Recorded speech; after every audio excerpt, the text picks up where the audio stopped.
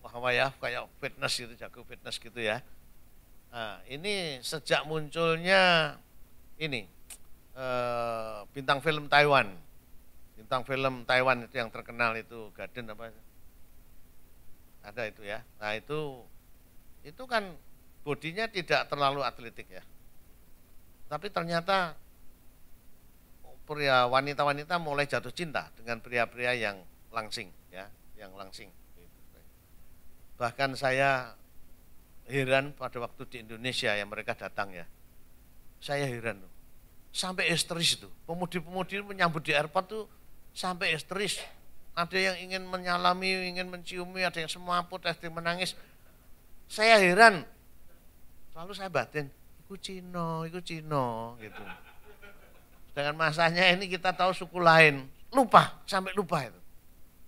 Mereka itu begitu ya, heran ya, yang seperti itu. Nah ini sejak itu lalu mulai populer ya, tidak harus yang atletik ya. Kemudian yang sehat tentunya, tidak ada sakit keturunan, ya, tidak ada sakit keturunan.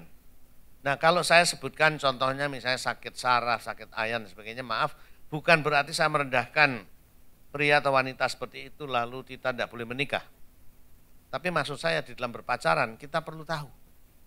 Perlu tahu kalau calon saya ini sakit ayan misalnya, itu perlu tahu. Supaya dalam mengambil putusan, kalau saudara sudah tahu dia ada sakit saraf, dia ada sakit ayan, keturunannya tidak baik, tapi saudara betul-betul mencintai dan mau menikahi dia, maka berlakulah kata-kata hikmat ini. Nikahilah orang yang kamu cintai, dan cintailah orang yang kamu nikahi. Itu rahasianya untuk lestari. Ya. Nikahilah orang yang kamu cintai, dan cintailah orang yang kamu nikahi. Saya yakin itu sampai kakek nenek akan lestari. Nah, jadi bukannya tidak boleh. Kalau cintamu itu melebihi sakit ayannya, why not? Ya. Saya kasih contoh di jemaat kami Semarang, ada beberapa yang sakit ayan. Tapi karena suaminya itu bijaksana, bisa mengantisipasi sebelum kumat. Sehingga jemaat itu tidak ngerti kalau dia sakit ayan, tahunya cantik gitu. Karena belum semaput sudah dirangkul, masukkan mobil, bawa pulang gitu. Jadi orang tidak ngerti itu. Kelihatannya kok rukun sekali, padahal sedang kumat dalam mobil gitu. Lalu minum obat ya untuk otak sebagainya supaya tidak kumat sebagainya. Jadi bukan tidak boleh, jangan salah ngerti maksud saya ini. Boleh, tapi kita perlu mengetahui sebagai kualifikasi untuk memilih jodoh itu ya. Mampu memberi keturunan ya, bagaimana juga orang rata-rata ingin punya keturunan ya, tentu kekecualian selalu ada. Kemudian tidak perokok dan tidak ngorok. Ini tidak perokok ini rata-rata ya, wanita senang dapat suami tidak perokok karena memang negara pun juga tidak senang ya. Itu yang membuat salah satu hamba Tuhan kalau masih muda, masih single, itu jadi rebutan. Karena apa? Hamba Tuhan yang masih single itu pasti tidak merokok, pasti tidak mabuk-mabuk. Nah, soal ngorok nanti gitu ya. Nah, sehingga seringkali hamba Tuhan kalau masih single di salah satu gereja itu jadi rebutan. Jadi rebutan. Ada yang mendekati itu mamahnya dulu, kasih kiriman makanan, panci renteng, gitu sebagainya gitu saudara ya. Nah itu, tapi hamba Tuhan ini tahu itu.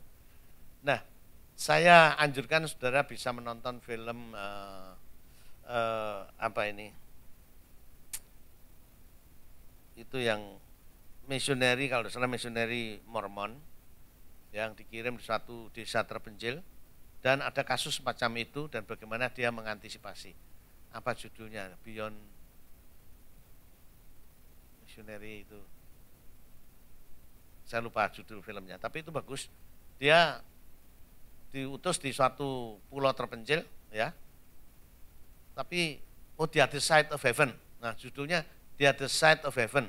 Nah, itu bagus kalau bicara soal misi mau diputar di sini.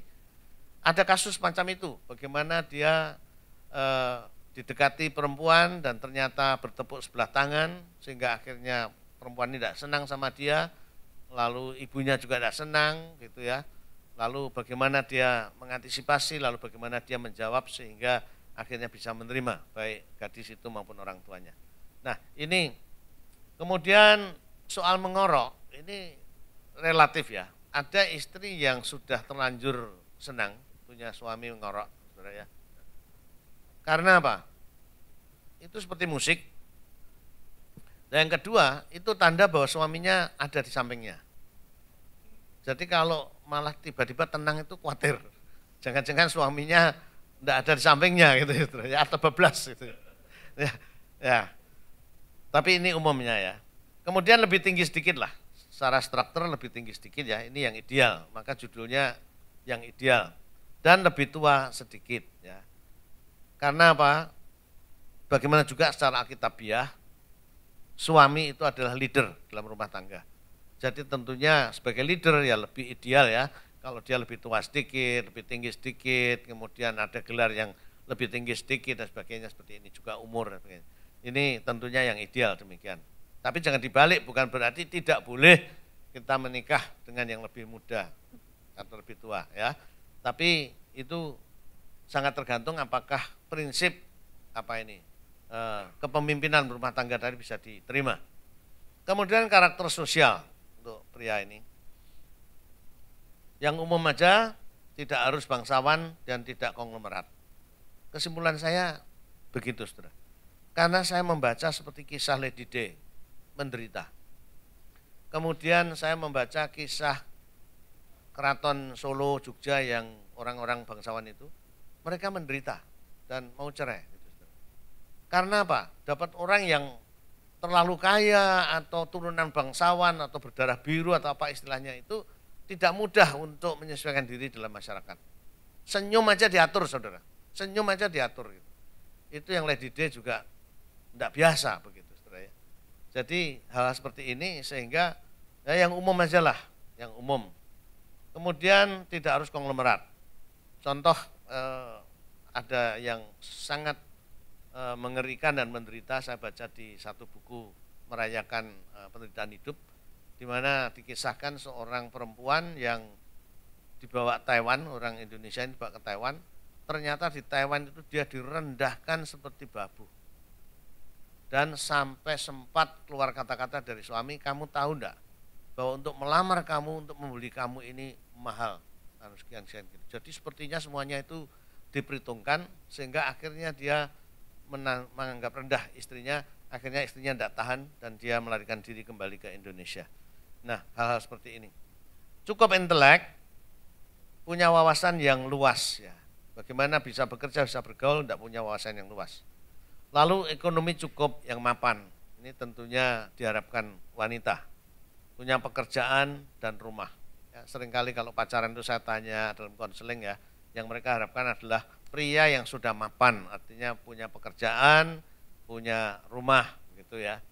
Itu sebabnya seringkali kalau saya temukan pemuda yang sudah cukup umur tidak kawin-kawin, itu alasan mereka itu sebaliknya. Karena saya pekerjaan belum punya, Pak. Rumah juga belum begitu, ya.